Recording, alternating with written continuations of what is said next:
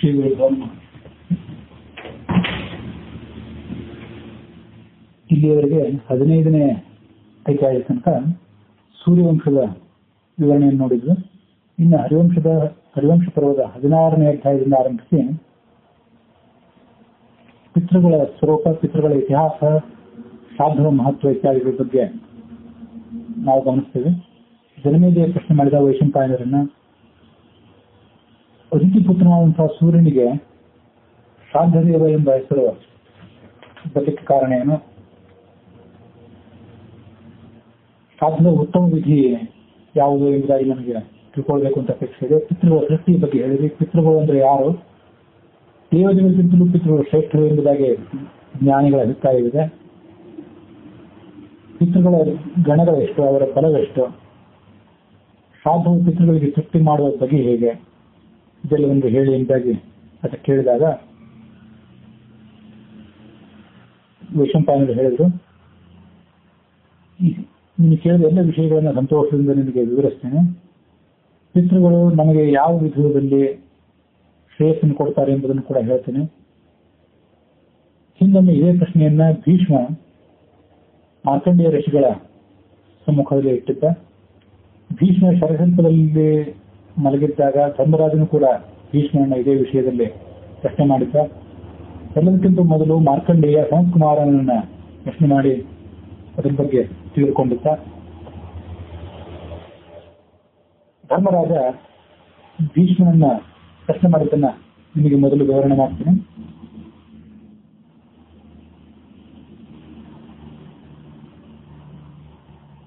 ಧರ್ಮಜ್ಞನೇ ಅಭಿವೃದ್ಧಿಯನ್ನು ಬಯಸುವಂತ ಮನುಷ್ಯ ಯಾವ ರೀತಿಯಲ್ಲಿ ಅಭಿವೃದ್ಧಿಯನ್ನು ಪಡ್ಕೊಳ್ಳಬೇಕು, ಯಾವ ಕರ್ಮವನ್ನು ಮಾಡೋದ್ರಿಂದ ಮನುಷ್ಯ ಶೋಕಕ್ಕೆ ಒಳಗಾಗಲಾರ, ಈ ಎಲ್ಲ ವಿಷಯಗಳನ್ನ ನನಗೆ ನೀವು ವಿವರಿಸಿ ಹೇಳಿ. ಆಗ ಭೀಷ್ಮ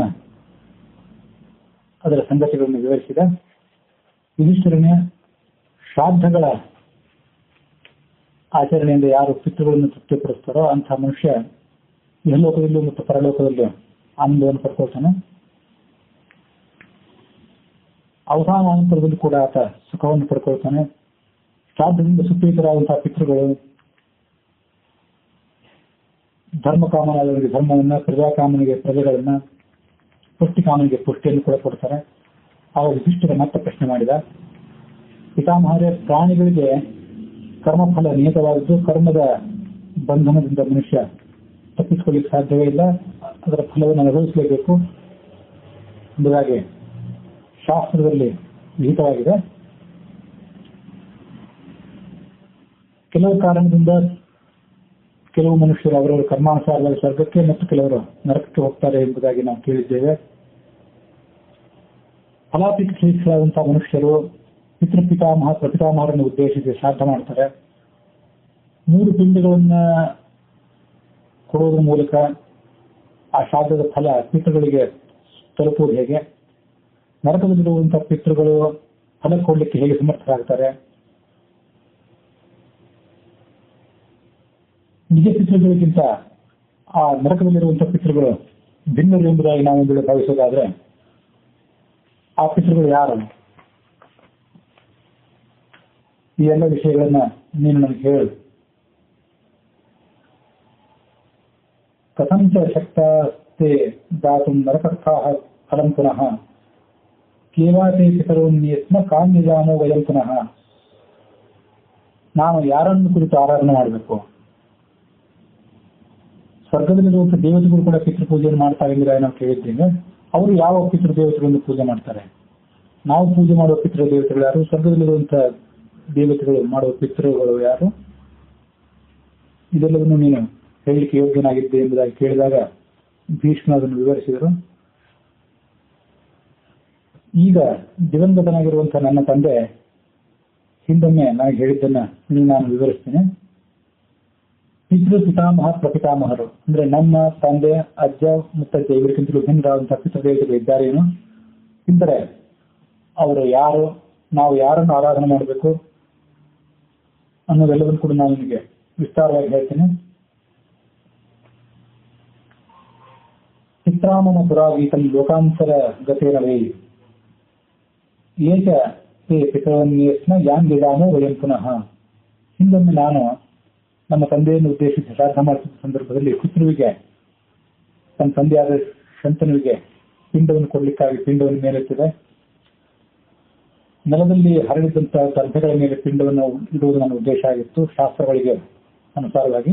ಆಗ ಭೂಮಿಯನ್ನು ಭೇದಿಸಿಕೊಂಡು ನನ್ನ ತಂದೆಯ ಹಸ್ತ ಹೊರಗೆ ಬಂತು. ಆ ಹಸ್ತದ ಮೇಲೆ ಪಿಂಡ ಕೊಡುವುದೆಂಬುದಾಗಿ ಆ ಹಸ್ತವೇ ನನ್ನ ಯಾಚಿಸಿತು. ತಂ ಪಿತಾ ನನ್ನ ಹಸ್ತೇನ ದಿತ್ತ ಭೂಮಿನ ಯಾಚಕ. ನಾನು ಆ ಹಸ್ತವು ನನ್ನ ತಂದೆಯದೇ ಆದಂತಹ ಹಸ್ತ ಎಂಬುದಾಗಿ ಸ್ಪಷ್ಟವಾಗಿ ಗುರುತಿಸಿದೆ.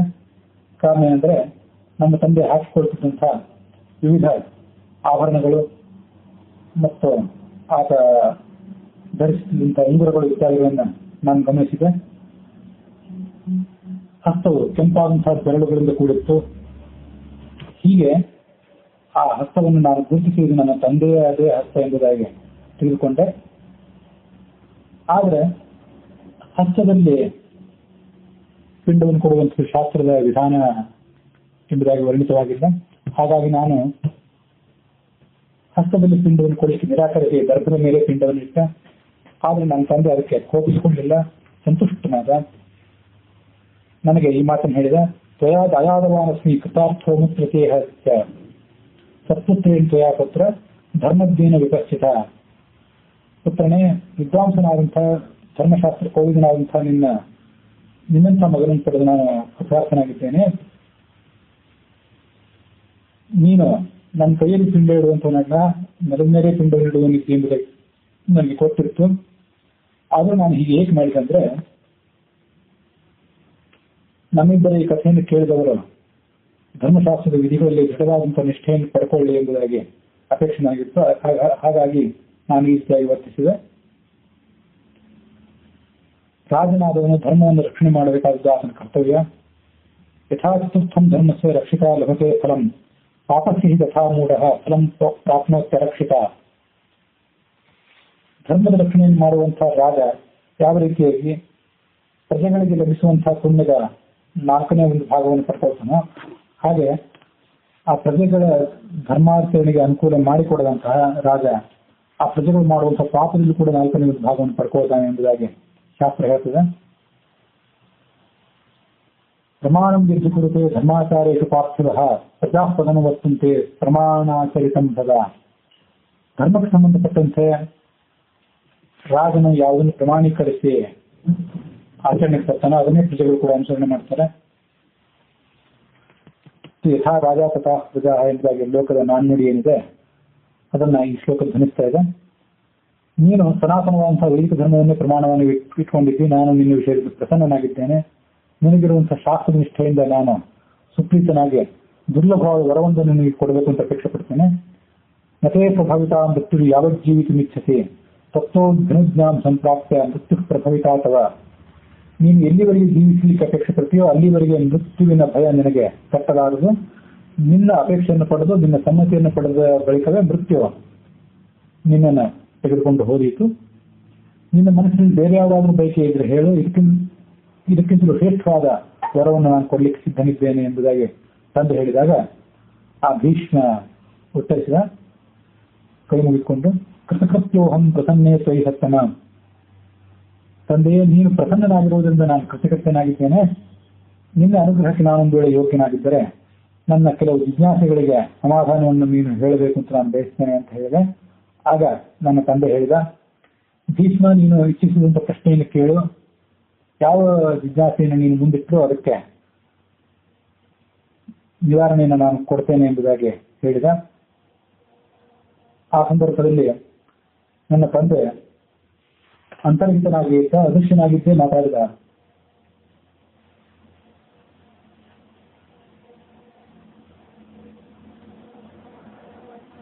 ಅಪೃಚ್ಛಂ ತಮಹಂ ತಾತ ತತ್ರ ಅಂತರ್ಹಿತಮೇವ ಚ.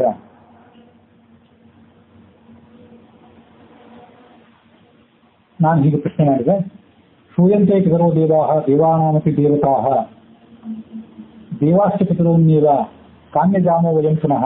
ತಂದೆಯೇ, ಪಿತೃದೇವತೆಗಳಿಗೂ ದೇವತೆಗಳಿಗೂ ಸಂಬಂಧಪಟ್ಟಂತಹ ವರ್ಣನೆಯನ್ನು ನಾವು ಶಾಸ್ತ್ರದಲ್ಲಿ ಕೇಳ್ತೇವೆ. ಪಿತೃದೇವತೆಗಳು ದೇವತೆಗಳಿಗಿಂತಲೂ ಶ್ರೇಷ್ಠರಾದವರು, ದೇವತೆಗಳಿಗೂ ದೇವತೆಗಳು ಎಂಬುದಾಗಿ ನಾವು ಕೇಳಿದ್ದೇವೆ. ಪಿತೃಗಳು ದೇವತೆಗಳು ಎಂಬುದು ಹೌದೇನೋ, ಅಥವಾ ಆ ಪಿತೃಗಳು ಮತ್ತು ದೇವತೆಗಳು ಬೇರೆ ಬೇರೆಯೇ? ನಾವು ಪಿತೃದೇವತೆಗಳನ್ನು ಪೂಜಿಸಬೇಕೆ? ಪೂಜಿಸುವುದಾದರೆ ಹೇಗೆ? ಕಥಂ ಚ ದತ್ತಮಸ್ಮಾಭಿ ಶ್ರಾದ್ದಂ ಪ್ರೀಣಾತ್ ತಥೋ ಪಿತೃನ್ ಲೋಕಾಂತರಗತಾಶ್ಚಾತ ಕಿನ್ನು ಶ್ರಾದ್ದಸ್ಯ ವಾ ಫಲಂ. ನಾವು ಕೊಟ್ಟಂತಹ ಶ್ರಾದ್ದವು ಲೋಕಾಂತರವನ್ನು ಹೊಂದಿದಂತಹ ನಮ್ಮ ಪಿತೃಗಳನ್ನ ತೃಪ್ತಿಗೊಳಿಸುವುದು ಹೇಗೆ? ಶ್ರಾದ್ದದ ಫಲವೇನು? ದೇವ, ದಾನವ, ಮನುಷ್ಯ, ಯಕ್ಷ, ನಾಗ, ಗಂಧರ್ವ, ಕಿನ್ನರ, ಮಹಾಸರ್ಪರು ಯಾರನ್ನ ಪೂಜೆ ಮಾಡ್ತಾರೆ? ಇದರಲ್ಲಿ ನನಗೆ ಆಳವಾದಂತಹ ಸಂಶಯವಿದೆ, ತಿಳಿಯಬೇಕಂತಕ್ಕಂಥ ಬೆಟ್ಟದಷ್ಟು ಕುತೂಹಲವೂ ಇದೆ. ನೀನು ಆ ಎಲ್ಲ ಸಂಶಯಗಳನ್ನ ನಿವಾರಿಸುವಂತವನಾಗಿರ್ತಿ, ಅದನ್ನು ಹೇಳು ಎಂದಾಗಿ ಕೇಳಿದಾಗ ಶಂತನು ಉತ್ತರಿಸಿದ, ಸಂಕ್ಷಿಪ್ತವಾಗಿ ನಿನ್ನ ಪ್ರಶ್ನೆಗಳಿಗೆ ನಾನು ಉತ್ತರ ಕೊಡ್ತೇನೆ. ಪಿತೃಗಳು ಹೇಗೆ ಹುಟ್ಟಿದ್ರು, ಶ್ರಾದ್ದದ ಫಲ, ಪಿತೃಗಳನ್ನು ಆಹ್ವಾನಿಸುವ ಬಗೆ, ಅವುಗಳ ಕಾರಣ ಎಲ್ಲವನ್ನೂ ಹೇಳ್ತೇನೆ. ಸ್ವರ್ಗದಲ್ಲಿರುವಂತಹ ಪಿತೃದೇವತೆಗಳು ಆದಿದೇವನಾದಂತಹ ಬ್ರಹ್ಮನ ಮಕ್ಕಳು. ಅವರನ್ನೇ ದೇವ, ಅಸುರ, ಮನುಷ್ಯ, ಯಕ್ಷ, ನಾಗ, ಗಂಧರ್ವ, ಕಿನ್ನರ, ಮಹಾಸರ್ಪರು ಪೂಜೆ ಮಾಡ್ತಾರೆ. ಶ್ರಾದ್ದ ಮೂಲಕವಾಗಿ ಸಂತೃಪ್ತರಾದಂತಹ ಪಿತೃದೇವತೆಗಳು ದೇವಗಂಧರ್ವ ಮೊದಲಾದಂತಹ ಸಕಲ ಜಗತ್ತನ್ನು ತೃಪ್ತಿಗೊಳಿಸುತ್ತಾರೆ ಎಂಬುದಾಗಿ ಬ್ರಹ್ಮನ ಶಾಸನವಿದೆ.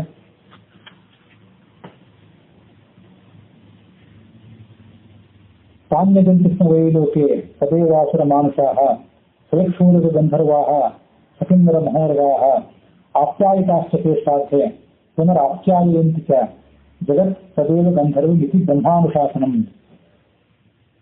ಅಂತಹ ಪಿತೃದೇವತೆಗಳನ್ನ ನೀನು ಕೂಡ ಸಕಲ ವಿಧವಾದಂತಹ ಶ್ರದ್ಧೆಯಿಂದ ತೃಪ್ತಿಪಡಿಸು, ಅವರು ನಿಮಗೆ ಶ್ರೇಯಸ್ಸನ್ನು ಕೊಡ್ತಾರೆ. ತ್ವಯಾ ಆರಾಧ್ಯಮಾನಾಸ್ತೆ ನಾನು ಗೋತ್ರಾದಿ ಕೀರ್ತನೈಹಿ ಅಸ್ಮಾನ್ ಆಪ್ಯಾಯಿಷ್ಯಂತಿ ಸ್ವರ್ಗಸ್ಥಾನಪಿ ಭಾರತ. ಹೀಗೆ ನೀನು ನಾನು ಗೋತ್ರಾದಿಗಳನ್ನು ವಿಚಾರಿಸಿ ಪಿತೃದೇವತೆಗಳನ್ನು ಆರಾಧನೆ ಮಾಡಿದ್ದಾದ್ರೆ ಅವರು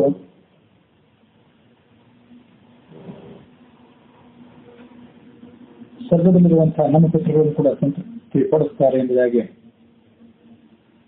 ಶಂತನು ಹೇಳಿದ. ಮತ್ತು ಮುಂದುವರೆದ, ನಾನು ಇಷ್ಟು ವಿಷಯಗಳನ್ನು ನಿನಗೆ ಸಂಕ್ಷಿಪ್ತವಾಗಿ ಹೇಳುತ್ತೇನೆ. ಪಿತೃಭಕ್ತನಾದಂತಹ ಮಹಾತತ್ವಜ್ಞಾನಿಯಾದಂತಹ ಮಾರ್ಕಂಡೇಯ ಋಷಿ ನಿನಗೆ ವಿವಿಧ ಸಂಗತಿಗಳನ್ನ ತಿಳಿಸುವಂತಾನೆ.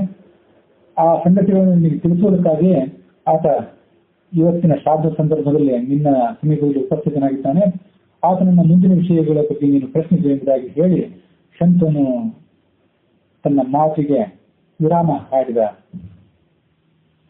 ಉಪಸ್ಥಿತಶ್ಚ ಶ್ರಾದ್ದೇತ್ಯ ಮಮೈವ ಅನುಗ್ರಹಾಯ ವೈ ಏನಂ ಪೃಚ್ಛ ಮಹಾಭಾಗಂ ಇತ್ಯುಕ್ತ ಅಂತರ್ಧೀಯತ. ಅಲ್ಲಿಗೆ ಹರಿವಂಶ